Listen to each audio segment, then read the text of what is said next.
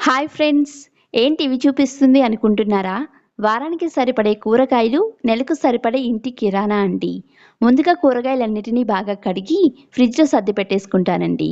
ఫ్రిడ్జ్‌లో ప్లాస్టిక్ వాటితో పెట్టుకుంటే ఎక్కువ కాలం ఫ్రెష్‌గానే ఉంటాయి. అలానే కరెంట్ కూడా తక్కువ తీసుకుంటుంది.